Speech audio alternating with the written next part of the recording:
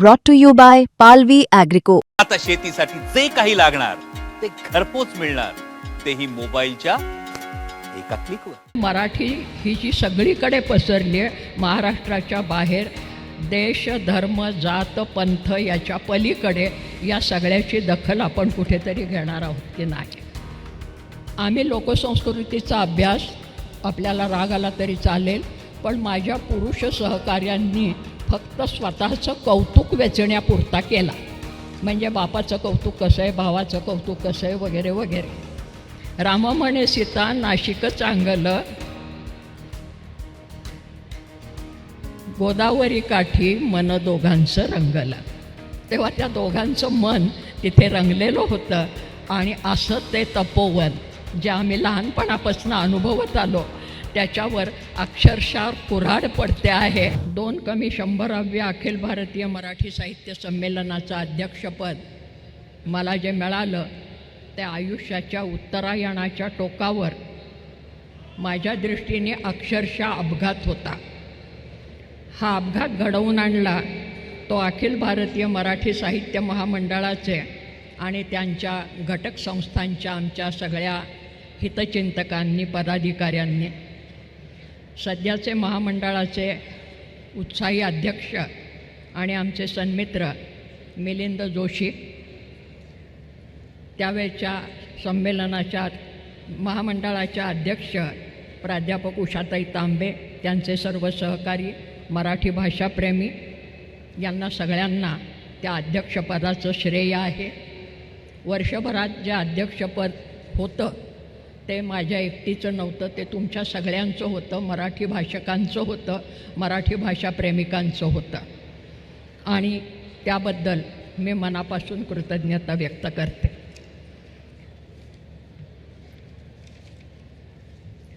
आता 99व्या म्हणजे 1-100व्या संमेलनाचे अध्यक्ष मराठीतले नामवंत लेखक, कादंबरीकार विश्वासराव पाटील यांची कारकीर्द सुरू होते आहे.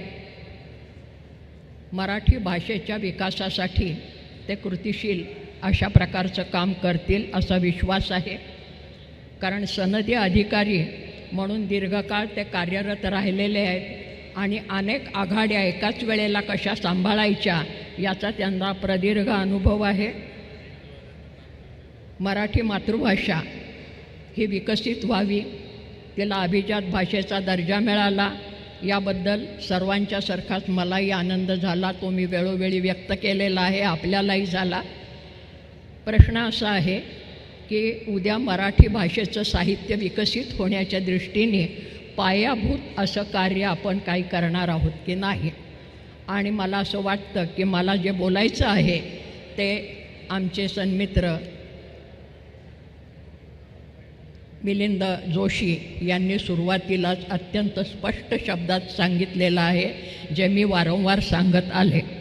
कारण प्राथमिक स्तरावर मराठीचं अध्ययन, अध्यापन नीट झालं, त्याचं व्यवस्थापन झालं, तर पुढे मराठीचे हितचिंतक, मराठीचे वाचक, मराठीचे लेखक हे निर्माण होणार आहेत. आणि त्याच्याकडेच आता दुर्लक्ष होतं आहे असं एक नागरिक, एक मराठी प्रेमी आणि मुख्य म्हणजे एक शिक्षक म्हणून माझं मत आहे. कारण मराठी हे मी अक्षरशः प्राथमिक शिक्षकाच्या स्तरापासून परदेशी विद्यापीठाच्या स्तरापर्यंत सर्व स्तरांच्यावर अध्यापन केलेली मी एक मास्तर आहे. शिक्षिका, प्राध्यापक वगैरे वगैरे मी काही म्हणत नाही. आणि त्यामुळे अत्यंत लहान वयामध्ये मुलांच्यावर अनेक भाषांचं दडपण येऊ नये असं माझं अनुभवाचं मत आहे. ते मी पुन्हा पुन्हा व्यक्त करत आलेली आहे. त्याचा पुरावा विश्वासराव पाटील करतील असा मला विश्वास आहे आणि ते करत राहावे त्यासाठी शुभेच्छा आहे. साहित्य संमेलनाच्या या वर्षभराने मला काय दिलं, एका वाक्यात सांगायचं झालं तर वर्षभर मला कामात गुंतवून ठेवलं.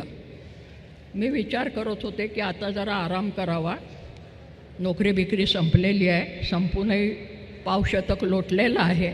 पण या आमच्या मराठी स्नेहीजनांनी मला पुन्हा त्या अध्यक्षपदामध्ये अडकवलं आणि त्या वर्षांनी मला अक्षरशः संपूर्ण वर्षभर गुंतवून ठेवलं. मी उत्तरायुष्याच्या टोकावर असं म्हणते आहे आणि ते शब्दशः खरं आहे. एरवी तक्रार अशी असते की उत्तरायणामध्ये फारसं कोणी लक्ष देत नाही, पण माझ्याकडे महाराष्ट्रांनी नको तितकं लक्ष दिलं असं मला वाटतं.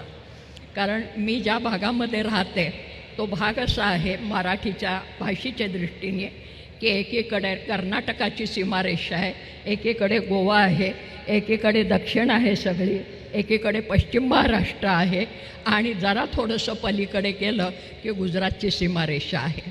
आणि या सगळ्या प्रांतामधली जी मराठी भाषक मंडळी आहेत, ज्यांना आपण बृहन महाराष्ट्रातली मंडळी म्हणतो, त्या सगळ्यांचा अतिशय लोभाचा असा अनुभव मला मिळाला. त्या प्रत्येकाच्या घटना सांगण्यामध्ये अर्थ नाही आहे, खरं म्हणजे अर्थ आहे पण सध्या वेळ नाही आहे. माझ्या प्रकृती अस्वास्थ्यामुळे मी संमेलनाचा अध्यक्षपदाचा आनंद स्वीकारण्यासाठी, सत्कार स्वीकारण्यासाठी फारशी कुठे जाऊ शकले नाही. अपवाद म्हणून काही ठिकाणी निश्चितपणे गेले, परंतु माझ्या भागातल्या आणि महाराष्ट्रातल्या मी अक्षरशः सांगते की एकही राजकीय विचारधारेचा पुढारी नेता असा नाही की जो माझ्या घरी येऊन मला शुभेच्छा देऊन गेला नाही. सर्व राजकीय सामाजिक विचारधारांची मंडळी हे माझ्या घरी आली आहे. त्यांनी मला अत्यंत आदरपूर्वक अशा प्रकारचा सन्मान दिला, अभिनंदन केलं. याच्यामध्ये सर्व राजकीय नेते होते, प्रशासकीय अधिकारी होते, आमच्या भागातले सगळे कलेक्टर्स हे येऊन गेले त्या काळात, पोलीस ऑफिसर्स सगळे येऊन गेले DYSP आणि तिथपासून या सर्व रोटरी लायन्सपासून कामगार संघटना आणि घरमोलकरीण संघटनेपर्यंतचे सर्व लोक माझ्या घरी येऊन गेले. विद्यार्थी आले, विद्यार्थ्यांच्या संघटना आणि सीमारेषेवरची बरीच मंडळी आली.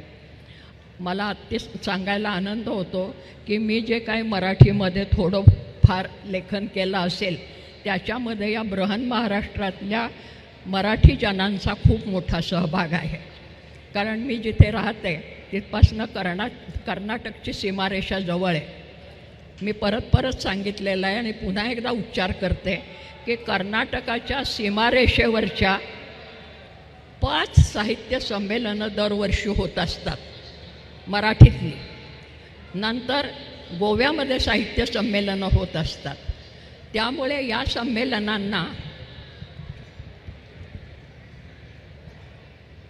बृहन महाराष्ट्रातल्या साहित्य संमेलनांना आणि साहित्यिकांना प्रोत्साहन देण्याचं काम व्हायला पाहिजे. ग्रंथालयांचा सहभाग फार मोठा आहे माझ्या जडणघडणीत. माझं पहिलं पुस्तक संशोधनपर प्रसिद्ध केलं ते आंध्र मराठी साहित्य परिषदेने प्रसिद्ध केलं. सांस्कृतिक संमेलनाचा सेतू बांधण्याचा पहिला पुरस्कार मला कर्नाटक राज्याने बेळगावने दिला.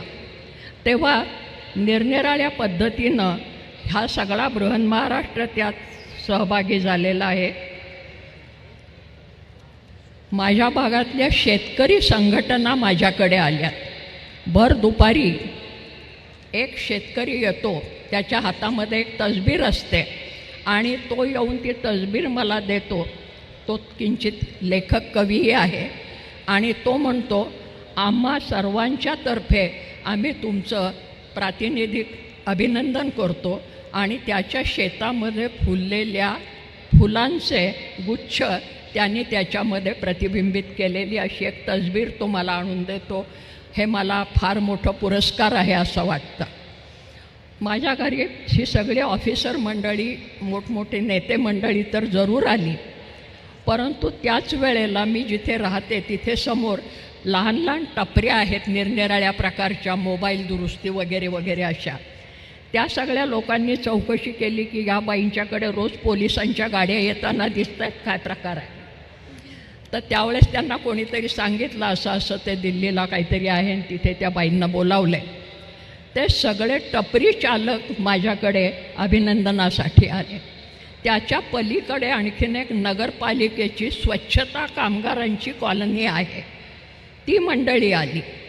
त्यामुळे अभिजन स्तरातल्या मंडळींना मराठीबद्दल आस्था आणि आपुलकी आहे हे तर सिद्ध होतंच, परंतु या सामान्यातल्या सामान्य माणसांनी जो प्रेमाचा वर्षाव केला निरनिराळ्या पद्धतीनं, त्याच्या खाली मी अक्षरशः गुदमरून गेलेली आहे. आणि त्याच्यामध्ये आत्ता नुकतीच मी नाशिकला जाऊन आले. नाशिकहीला मी काही काळ होते म्हणून. तिथे गेल्यानंतर तिथल्या साहित्य संस्था तर सगळ्या सत्कार करण्यासाठी, अभिनंदन करण्यासाठी घरी आल्या. आणि ज्या कुसुमाग्रजांच्यामुळे महाराष्ट्राचं नाव दर्यापार गेलेलं आहे, त्या कुसुमाग्रज प्रतिष्ठान, सगळ्यात 100 वर्ष जुनं असलेले सार्वजनिक वाचनालय, लोकहितवादी मंडळ ज्याला 100 वर्ष झाली यंदा, आणि त्या लोकांनी घरी येऊन मला सन्माननीय सदस्यत्व दिलं. गेल्या 100 वर्षात कुणालाही जे सन्माननीय सदस्यत्व दिलं नव्हतं ते त्यांनी यंदा ते दिलं 100 वर्ष झाल्याबद्दल. नाशिक हे जसं कुसुमाग्रजांचं गाव तसं निरनिराळ्या विद्वानांचं. तिथे आणखीन एक मुद्दाम मला उल्लेख करावा असा वाटतो की ख्रिस्ती साहित्याचं स्थान हे नाशिकमध्ये मोठं रेव्हरेंड नारायण वामन टिळकांच्यामुळे. आणि यंदाचं ख्रिस्ती मराठी साहित्य संमेलन नाशिकला होत असताना त्याचे जे अध्यक्ष आहेत नियोजित मार्टिन, ते मार्टिन माझ्या घरी आले. ख्रिस्तायन नावाचा पुस्तक ग्रंथ हा रेव्हरेंड टिळकांनी लिहायला घेतला होता त्यांच्या काळामध्ये, म्हणजे ख्रिस्त चरित्र. ते संपूर्ण ओवी शैलीत, आपल्या मराठी पोथी एखादी जशी असते पांडव प्रतापाची पोथी, तसं ख्रिस्ताचं चरित्र ओवी शैलीत रेव्हरेंड टिळकांनी लिहायला घेतलं होतं. त्यांच्या हातनं ते पूर्ण झालं नाही. मग त्यांच्या पत्नी, ज्यांना साहित्यलक्ष्मी म्हटलं जातं आणि ज्या औपचारिकदृष्ट्या फारसं शिक्षण घेतलेल्या नव्हत्या, त्यांनी ते ख्रिस्तायन पूर्ण केलं. त्याची नवीन आवृत्ती आत्ता 4 दिवसापूर्वी प्रकाशित झाली. त्याच्यासाठी त्यांनी एक पुरस्कार माझ्याकडनं घेतला मुद्दाम आवर्जून. त्या संमेलनासाठी सायमन मार्टिन घरी येऊन पोचले. त्यामुळे मराठी ही जी सगळीकडे पसरली आहे, महाराष्ट्राच्या बाहेर, देश, धर्म, जात, पंथ याच्या पलीकडे, या सगळ्याची दखल आपण कुठेतरी घेणार आहोत की नाही. ख्रिस्ती साहित्य संमेलन नुकतंच झालेलं आहे. मी नाशिकला गेले त्यावेळेला तपोवनावर, जिथे प्रभू रामचंद्र आणि सीतामाई यांचा पहिला वनवास, मी मुद्दाम पहिला वनवास म्हणते कारण त्यावेळेस ते दोघं बरोबर होते, तेव्हा प्रभू रामचंद्र आणि सीतामाई यांचा पहिला वनवास ज्या नाशिकच्या तपोवनामध्ये व्यतीत झाला, आणि लोकपरंपरेतल्या बायकांनीही त्याचं वर्णन केलेलं आहे की श्रीरामचंद्रांना ते तपोवन का आवडलं, कसं आवडलं. फार काय मी त्याच्यात शिरत नाही, कारण मी त्यात शिरले की फारच गोंधळ होतो, मला थांबवत नाही. पण एक ओवी बायकांची सांगावीशी वाटते. रामचंद्र आले तिथे आणि सीतामाईला म्हणाले, राम म्हणे सीता नाशिक चांगलं, राम म्हणे सीता नाशिक चांगलं, गोदावरी काठी मन दोघांचं रंगलं. तेव्हा त्या दोघांचं मन तिथे रंगलेलं होतं. आणि असं ते तपोवन जे आम्ही लहानपणापासून अनुभवत आलो, त्याच्यावर अक्षरशः कुऱ्हाड पडते आहे असं वातावरण निर्माण होतं. त्या निमित्ताने त्या भागातली सगळी प्रसिद्धी माध्यमं माझ्याकडे आली, प्रतिक्रिया घेतल्या. चळवळी तिथे चालूही आहेत, विरोध होतो आहे सामान्य नागरिकांच्यापासून अभिजनांच्यापर्यंत सगळ्यांचा. कारण शेवटी प्रकृती टिकली तर आपण प्रकृतीचा भाग असलेली माणसं टिकणार आहोत. आणि म्हणून पर्यावरण वगैरे असले शब्द मी वापरत नाही, ती प्रकृती आहे. प्रकृतीमध्ये आपण जी पंचतत्व मानतो, पृथ्वी, आप, तेज, वायू, आकाश, ही सगळी झाडांच्या आणि पाण्याच्या आणि मातीच्या आश्रयाने जगतात. आणि म्हणून आपण जगतो, कारण आपण प्रकृतीचा एक अंश असतो. म्हणून तेव्हा आपल्यालाच जगायचं असलं स्वार्थ म्हणून सुद्धा, तर आपल्याला वनांचं जतन हे प्राणपणाने केलं पाहिजे, नाही तर आपल्या पुढच्या पिढ्यांचे प्राण टिकणं अवघड होईल, असं मला आवर्जून सांगावंसं वाटतं. आणखीन एक महत्त्वाची गोष्ट घडली या वर्षभरात की निरनिराळ्या संस्थांनी पुरस्कार देण्याची योजना आखली. मी कुठलाही पुरस्कार घ्यायला कुठेही जाऊ शकले नाही. शिवाजी विद्यापीठाने माजी कुलगुरू धनागरे यांच्या नावाने एक पुरस्कार, विखे पाटील यांचा पुरस्कार नुकताच मिळाला, लोकहितवाद मंडळाने दिला, महाराष्ट्र फाउंडेशनचा पुरस्कार नुकताच मिळालेला होता. सगळ्यात महत्त्वाची गोष्ट म्हणजे नाशिकला सांगलीला येऊन मला भाई वैद्य पुरस्कार देण्यात आला, नंतर रामकृष्ण मोरे पुरस्कार देण्यात आला. असे अनेक पुरस्कार हे मला तिथे येऊन दिले आणि त्याचा एक मोठा आनंद सगळ्या घरादाराला नव्हेच माझ्या सगळ्या मित्रमंडळींना लोटता आला. आज हे साहित्य संमेलन इथे होतं आहे.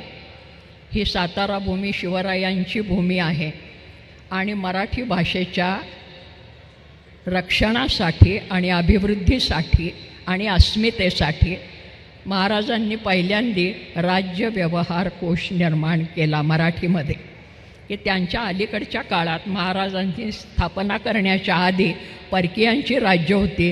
राजकारणामध्ये परकीय भाषेचा प्राबल्य झालेलं होतं. शिवाजी महाराजांनी मराठीमधनं राजव्यवहारामधली सगळी भाषा यावी म्हणून पहिल्यांदा पंडित मंडळींना बोलवलं, विद्वान मंडळींना, आणि राज्य व्यवहार कोश निर्माण केला. महाराजांनी राजनीती सांगितली म्हणून मी राजकारण या शब्दापेक्षा राजनीती हा शब्द महत्त्वाचा मानते. आणि आज्ञापत्र या त्यांच्या ग्रंथामध्ये, त्यांनी कथित केलेल्या ग्रंथामध्ये तो सगळा इतिहास आहे. त्याचं संपादन मी ज्यांना गुरुस्थानी मानते त्यापैकी डॉक्टर रामचंद्र चिंतामण ढेरे यांनी आज्ञापत्राचं एक संपादन केलेलं आहे. तेव्हा अशा कितीतरी मार्गाने मराठीचं जतन, संवर्धन सर्व पातळ्यांवर होतं आहे. मराठी माणूस जिथे जिथे गेला तिथे तिथे त्यांनी मराठीचं रुजवण केली. त्यातलं आणखीन एक उदाहरण, हे साहित्य संमेलनाचं अध्यक्षीय भाषण झाल्यानंतर अनेकांच्याकडनं मला पसंतीच्या पावत्या मिळाल्या, तोंडी मिळाल्या, लेखी मिळाल्या, घरी येऊन मिळाल्या. परदेशातनं विशेषतः महाराष्ट्र मंडळं ज्या ज्या देशामध्ये आहेत त्या अनेक देशामधल्या तरुण मुलामुलींचे मला फोन आले, पत्र आली मोठ्या प्रमाणावर. दिल्लीला मी पाहिलं, तिथेही तरुण मुलं मुलीही मोठ्या प्रमाणावर होती. इथेही मी काल परवापासून अनुभव घेते की तरुण मुलामुलींचा साहित्य संमेलनाच्यासाठी आणि पुस्तकाच्यासाठी गराडा मोठ्या प्रमाणावर पडतो आहे.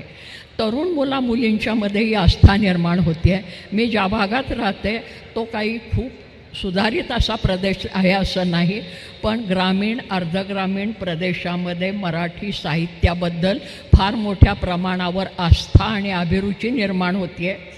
प्रत्येक 5-7 गावात एक साहित्य संमेलन दरवर्षी होतं आहे. या मध्यवर्ती साहित्य संमेलनाशिवाय नवीन मुलं मुली लिहित आहे, अनेक पातळ्यांवर लिहित आहेत. माट्यांनी एकेकाळी म्हटलेलं होतं जवळजवळ 100 वर्षापूर्वी की निरनिराळ्या जाती जमातीची मंडळी लिहायला लागतील, त्यावेळेला त्यांच्या परंपरेतले शब्द आणि वाक्यरचना मराठीत येतील आणि मराठी खऱ्या अर्थाने समृद्ध होईल. आणि म्हणून एका विशिष्ट स्तराची भाषा ही शुद्ध भाषा आणि अभिजन भाषा असं मी लोकसंस्कृतीची डोळस अभ्यासक म्हणून मानत नाही. मी डोळस अभ्यासक म्हणते कारण आपल्या जुन्या संस्कृतीबद्दल बोलत असताना 2 गोष्टी असतात. एक उमाळा संप्रदाय म्हणते मी त्याला, म्हणजे आमचं जुनं होतं ते सगळं फार सुंदर, चांगलं, उच्च, उदात्त वगैरे वगैरे असं काही नसतं. कारण प्रत्येक काळामध्ये आणि प्रत्येक संस्कृतीमध्ये बऱ्या वाईट अशा गोष्टी असतात. कारण माणसाचा जगण्याचा हा एक प्रवाह असतो आणि या प्रवाहामध्ये शुद्ध अशुद्ध, मंगल अमंगल हे सगळंच असतं. म्हणून कालिदासाने एकेकाळी म्हटलेलं आहे की पुराणमित्येव न साधु सर्वं, जुनं असतं ते सगळं सोनंच असतं असं नाही, म्हण जरी तशी असली तरी. तेव्हा जुनं सगळं चांगलं असतं नाही, नवीन असतं ते सगळं टाकाऊ असतं असंही नाही. तर जी जाणकार माणसं असतात ते बऱ्या वाईटाची परीक्षा करतात आणि त्याच्यातलं चांगलं असेल ते घेत असतात, जे उपयुक्त असेल ते स्वीकारत असतात. लोकसंस्कृतीचे अभ्यासक म्हणून आमचा हा दृष्टिकोन राहिलेला आहे.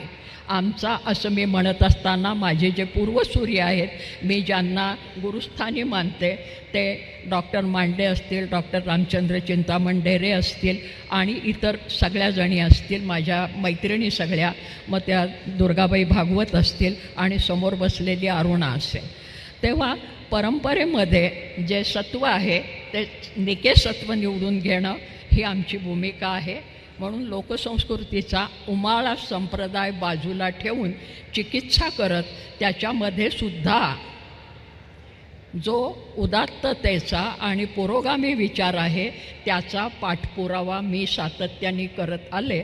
आणि शेवटचा मुद्दा, आंतरराष्ट्रीय महिला मुक्ती वर्ष नावाची भानगड ज्यावेळेला आली त्यावेळेला माझ्या महानगरामध्ये राहणाऱ्या मैत्रिणी सिमॉन दे बोला पुन्हा पुन्हा उद्धृत करत आल्या की स्त्रियांच्यावर अन्याय कसा होतो, काय होतो वगैरे. पण माझ्या जात्यावर दळण दळणारी बाई गेली शेकडो वर्ष हे सांगत आली, तिकडे कुणीही लक्ष दिलं नव्हतं. आम्ही लोकसंस्कृतीचा अभ्यास, आपल्याला राग आला तरी चालेल, पण माझ्या पुरुष सहकाऱ्यांनी फक्त स्वतःचं कौतुक वेचण्यापुरता केला. म्हणजे बापाचं कौतुक कसं आहे, भावाचं कौतुक कसं आहे वगैरे वगैरे. तर त्याच्यामध्ये बाईला कळत होतं की आपल्यावर चारी बाजूनी कशी दडपणं येत आहेत आणि ते तिने नोंदवलेलं आहे. त्याचा उद्गार मी त्या स्त्रीवाचक किंवा स्त्रीविषयक अशा माझ्या लेखनामध्ये केला आहे. आणि त्याचा उल्लेख आजही अनेक स्त्रिया, मुली, मुलं हे आवर्जून करत असतात. आणि समाजाचे सर्व स्तरातले लोक आता लिहिते व्हायला लागले, जाणते व्हायला लागलेले आहेत. आणि ग्रामीण भागामध्ये सुद्धा लेखन तर होतंच, साहित्य संमेलनं होतात, पण नवीन प्रकाशकही निर्माण होत आहेत आता. आणि नवीन प्रकाशक यांच्याकडेही लक्ष देणं अतिशय आवश्यक आहे. ग्रंथालयांचा उल्लेख वारंवार होतो. सांगायचं तात्पर्य की या सर्व युवा शक्ती जी आहे आणि भाषेबद्दल आस्था असलेली जी शक्ती आहे तिला आपण प्रोत्साहन दिलं तर खऱ्या अर्थाने मराठीचा विकास होणार आहे, मराठीची उन्नती होणार आहे, याच्याबद्दल वाद नाही. आणखीन थोड्या वेळाने नवीन अध्यक्षांच्या सूत्र सुपूर्त करायची आहेत. याचा मला अतिशय आनंद होतो आहे, कारण वर्षभर मी खूप थकलेली आहे अशा सगळ्या ह्याच्यामध्ये. नवीन उमेदीचे अध्यक्ष येत आहेत ही चांगली गोष्ट आहे आणि ते मराठी भाषेच्या विकासासाठी प्रयत्न करतील, त्याबद्दल काही वाद नाही. अनेक मुलाखती माझ्या झाल्या. त्या मुलाखतीमध्ये सगळ्यांनी प्रश्न विचारला की तुमचं भाषण खूप लोकांच्यापर्यंत पोचलं, या लोकप्रियतेचं रहस्य काय? म्हणलं ते पोचले हे तुमच्यामुळे मला कळलं, नाही तर मला कळायला काही मार्ग नाही. मी कुठेतरी कोपऱ्यात राहणारी एक बाई आहे. पण त्यांना मी जे उत्तर दिलं, जे यूट्यूबवरच्या अनेक मुलाखतींच्यामध्ये आहे, ते एक वाक्य सांगणार आहे आणि मग पुढच्या क्षणापासून ही साहित्य संमेलन, अखिल भारतीय साहित्य संमेलनाच्या अध्यक्षपदी नवीन अध्यक्ष आमचे सन्मित्र विश्वासराव पाटील हे आजी अध्यक्ष असतील आणि मी माझी जमा होईल. मी उत्तर असं दिलेलं होतं की मी स्वतः काहीच केलं नाही. मी बोलले, याबद्दल काही वाद नाही. पण अनेकांना ते भाषण आवडलं, भिडलं, अनेकांनी ती पसंती व्यक्त केली. याचा अर्थ इतकाच आहे की त्यांच्या मनामध्ये जे होतं ते मी फक्त अभिव्यक्त केलं. कारण लोकसंस्कृती ही समूहाची संस्कृती असते. समूहातली प्रत्येक व्यक्ती व्यक्त होतेच असं नाही. समूहाच्या वतीने कोणीतरी व्यक्त होतं, परंतु सगळ्या समूहाला ते आपलं आहे असं वाटतं. म्हणून मी जे भाषण केलं असेल त्याला एकच वाक्य, ते वाक्य संपल्यावर या संमेलनाची सूत्र विश्वासरावांच्याकडे जाते. ते वाक्य असं की मी भाषण केलं नाही, माझ्या तोंडून भाषण वदलं गेलं कारण मी फक्त समूह मनाचा आवाज झाले. तो समूह मनाचा आवाज आपण आहात सगळेजणं, आणि तो आवाज बुलंद करण्याचं काम आमचे सन्मित्र करतील असा पुन्हा एकदा विश्वास व्यक्त करते. वर्षभर मराठी मनांनी, मराठी जनांनी मला जे प्रेम दिलं, आस्था दिली आणि मुख्य म्हणजे भाषेबद्दल आस्था दाखवली, त्याबद्दल मी अतिशय कृतज्ञ आहे, धन्य आहे. मी सगळ्यांचे मनापासून आभार मानते. साहित्य महामंडळाचे, पदाधिकाऱ्यांचे, या संमेलनाच्या संयोजकांचे. त्यांनी माझी खूप आस्था सुरुवातीपासून विनोद कुलकर्णींनी सारखे फोन करून करून बाळगलेली आहे. या सगळ्यांच्याबद्दल पुन्हा एकदा कृतज्ञता व्यक्त करते, शुभेच्छा देते आणि थांबते. धन्यवाद.